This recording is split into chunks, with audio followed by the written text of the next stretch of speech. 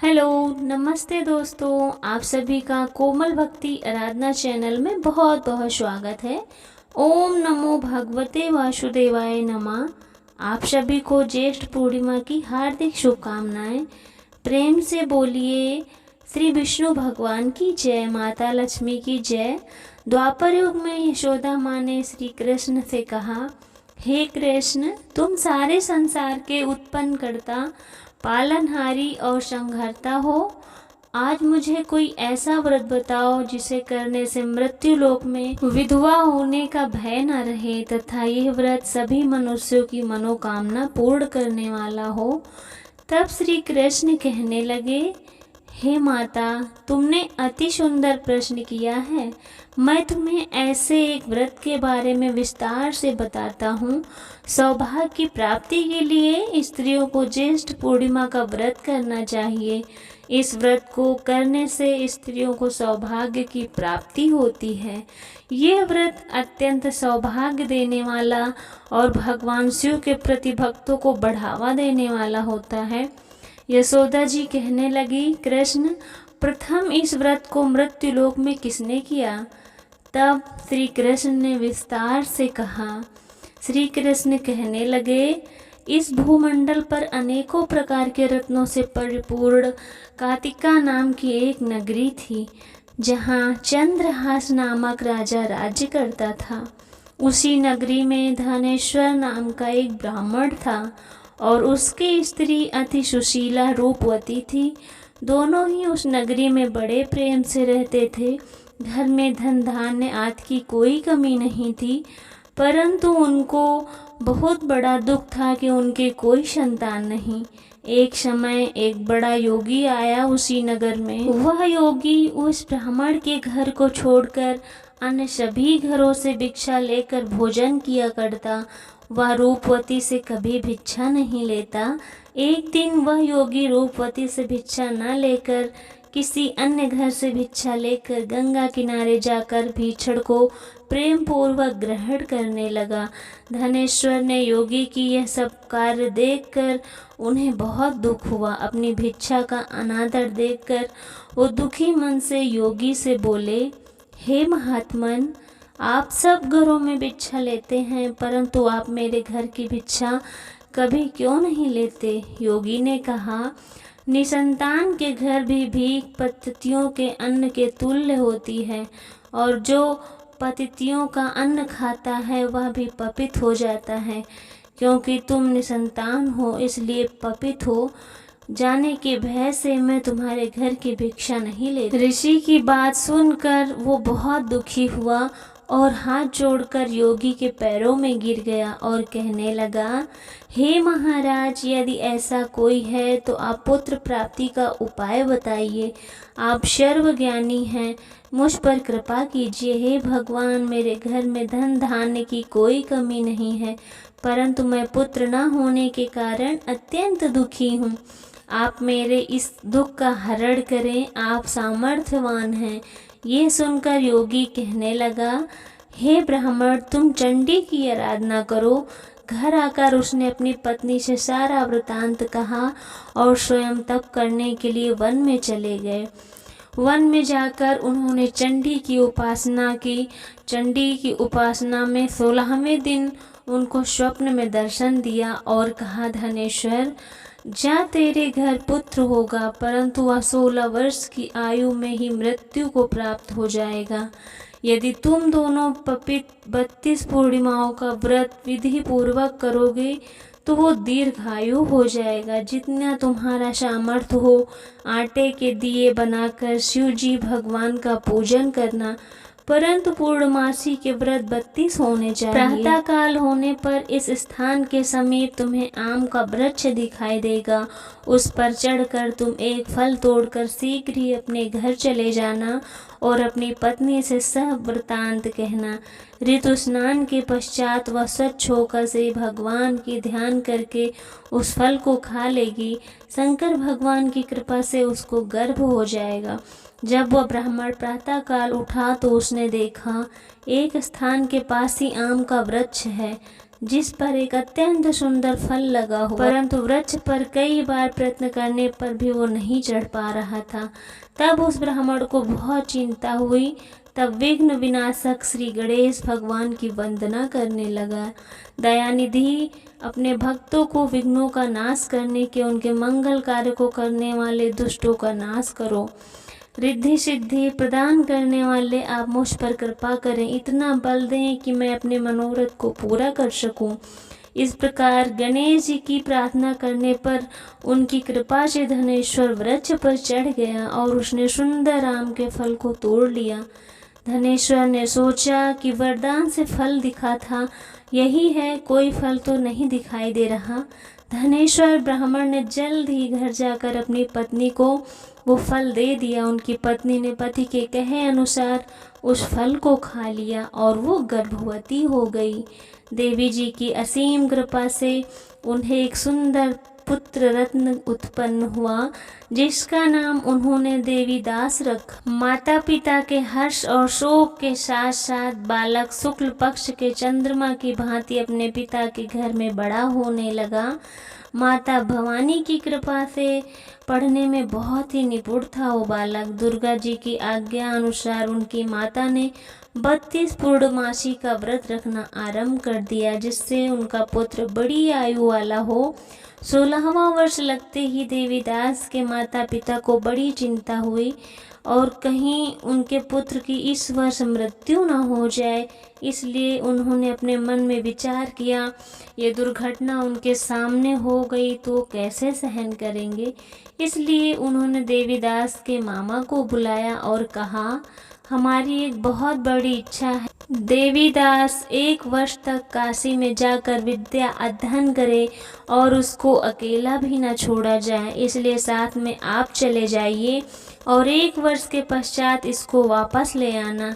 सब प्रबंध करके उनके माता पिता ने काशी जाने के लिए देवीदास को भेज दिया, परंतु यह बात उनके मामा या किसी और से नहीं बताई। धनेश्वर तथा उनकी पत्नी ने अपने पुत्र की मंगल कामना के सब प्रबंध करके उसके माता पिता ने काशी जाने के लिए देवीदास को एक घोड़े पर बिठाकर उनके मामा के साथ भेज दिया, परंतु यह बात उसके मामा या किसी और से नहीं बताई। धनेश्वर तथा अपनी पत्नी के साथ पुत्र की मंगल कामना तथा दीर्घायु के लिए भगवती दुर्गा की आराधना करने लगे। पूर्णमासियों का व्रत करना आरंभ कर दिया। इस प्रकार बारंबार 32 पूर्णमासी के व्रत को उन्होंने पूरा किया। कुछ समय पश्चात एक दिन मामा और भांजा मार्ग में रात बिताने के लिए किसी गांव में ठहरे। उस दिन उस गांव में ब्राह्मण की अत्यंत सुंदर, सुशीला और गुणवती कन्या का विवाह हो रहा था। जिस धर्मशाला के अंदर वो बारात ठहरी हुई थी, उसी धर्मशाला में देवीदास और उनके मामा भी ठहरे थे। संयोगवश कन्या को तेल आदि चढ़ाकर मंडप आदि का कार्य किया गया, तो लगन के समय संयोगवश वर को धनुर्वात हो गया। इसलिए वर के पिता ने अपने कुटुंबियों से विमर्श करके निश्चय किया कि देवीदास मेरे पुत्र जैसा है, मैं उसके साथ ही लग्न करवा दूंगा। बाद में विवाह के अन्य कार्य मेरे लड़के के साथ हो जाएंगे। ऐसा सोचकर देवीदास के मामा से जाकर बोला कि तुम मेरी थोड़ी देर के लिए अपना भांजा दे दो मुझे, जिससे विवाह के लग्न का सब कार्य सुचारू रूप से हो सके। तब देवीदास का मामा कहने लगा, जो कुछ भी वधू पक्ष से कन्यादान के समय वर को मिले वह सब हमें दे दिया जाए, तो मेरा भांजा इस बारात का दूल्हा बन जाएगा। ये बात वर के पिता ने स्वीकार कर लेने के पश्चात सारे विवाह कार्य अच्छे से संपन्न हो गए और भोजन करने के पश्चात बहुत उदासीन और दुखी हो गया देवीदास। उसने सब बातें जो वर के पिता और उसके मामा में हुई थी लड़की को बता दी। तब कन्या कहने लगी कि ब्रह्मा विवाह के विपरीत कैसे हो सकता है। देव, ब्राह्मण और अग्नि के सामने आपने आपको ही अपना पति माना है, इसलिए आप मेरे ही पति हैं। मैं आपकी ही पत्नी रहूंगी, अन्य किसी की नहीं। देवीदास ने कहा, ऐसा मत करिए, क्योंकि मेरी आयु बहुत कम है। मेरे पश्चात आपकी क्या गति होगी। इन बातों को अच्छी तरह विचार कर लो। परंतु अदृढ़ विचारों वाली लड़की वह बोली, जो आपकी गति होगी वही मेरी होगी। प्रातःकाल देवीदास ने अपनी पत्नी को 3 नागों से जुड़ी हुई एक अंगूठी दी, एक रुमाल दिया और बोले, हे प्रिय, इसे ले लो और संकेत समझकर स्थिर चित्त हो जाओ। मेरा मरण और जीवन जानने के लिए एक पुष्प वाटिका बना लो, उसमें सुगंधि वाली एक नवमालिका लगाओ और उसे प्रतिदिन सींचा करो और आनंद के साथ खेलो कूदो। जिस दिन मैं मर गया ये सारे फूल सूख जाएंगे और जब ये फिर से हरे हो जाएं तो समझ लेना मैं जीवित हूँ। ये बात निश्चय करके समझ लेना, इसमें कोई भी संशय नहीं है। इतना कहकर देवीदास वहाँ से चला गया। प्रातःकाल होते ही वहाँ पर गाजे बाजे बजने लगे। जिस समय विवाह कार्य समाप्त करने के लिए वर तथा सब बाराती मंडप में आए तो कन्या ने वर को भली प्रकार से देखकर अपने पिता से कहा, ये मेरा पति नहीं है, ये मेरा पति वही है जिसके साथ मैंने रात्रि में पानी ग्रहण किया था। इसके साथ मेरा विवाह नहीं हुआ है। यदि वह वही पुरुष है तो बताइए कि मैंने इसको क्या दिया है। वधू पक्ष और कन्या पक्ष कन्यादान के समय जो आभूषण आदि दिए गए थे वो दिखाए तथा रात में क्या गुप्त बातें मैंने इनसे कही वह भी बताएं। पिता ने उसके कहे अनुसार वर को बुलाया। कन्या की ये बातें सुनकर कहने लगे कि मैं नहीं जानता। इसके पश्चात लज्जित होकर वहाँ से चले गए। सारे बाराती भी अपमानित होकर लौट गए और देवीदास काशी विद्यार्जन के लिए वहाँ से चले गए। जब कुछ समय बीत गया तो काल से प्रेरित होकर एक सर्परात्रि के समय उसको डसने के लिए वहाँ पर आया। उस विषधर के प्रभाव से उसके शयन का स्थान चारों ओर से विष की ज्वाला से विषैला हो गया, परंतु व्रत के प्रभाव से उसको काट नहीं पाया, क्योंकि पहले ही उसकी माता ने 32 पूर्णमासी का व्रत रखा था। इसके बाद मध्याह्न के समय स्वयं काल वह आया और उसके शरीर से प्राणों को निकालने का प्रयत्न करने लगा, जिससे कि वो मूर्छित होकर पृथ्वी पर गिर गया। उसी समय माता पार्वती के साथ भगवान शंकर वहां आए। उसको मूर्छित दशा में देखकर माता पार्वती जी ने शंकर जी से प्रार्थना की कि हे महाराज, इस बालक की माता ने पहले ही 32 पूर्णिमा का व्रत पूरा कर लिया है, तो इसके प्रभाव से आप इसको प्राण दान दे दें। माँ भवानी के कहने पर भक्त वत्सल भगवान ने प्राण दान दे दिए। इस व्रत के प्रभाव से काल को भी पीछे हटना पड़ा और देवीदास स्वस्थ होकर बैठ गया। उधर उनकी पत्नी अपने काल की प्रतीक्षा किया करती थी। जब उसने देखा उस पुष्प वाटिका में पुष्प कुछ भी नहीं रहे, वह अत्यंत आश्चर्य हुआ। लेकिन जब जैसे ही वो हरी भरी हो गई तो उसे देखकर उसका पति ठीक ठाक है, वह जीवित हो गया है, ये देखकर वो बहुत प्रसन्न हुई।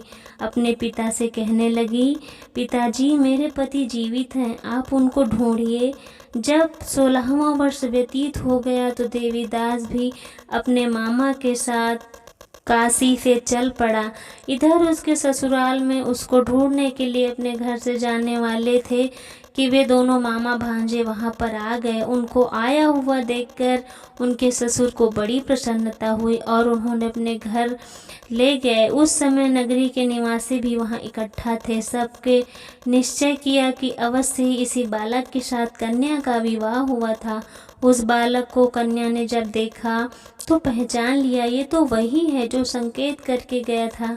कुछ दिन बाद देवीदास ने अपनी पत्नी और मामा के साथ अपने ससुर के घर से सारे उपहार लेकर अपने माता पिता के घर गए। अपने गांव के निकट पहुंचने पर कई लोग उठकर उसके माता पिता को पहले ही खबर देने चले गए, तुम्हारा पुत्र देवीदास अपनी पत्नी और मामा के सहित आ रहा है।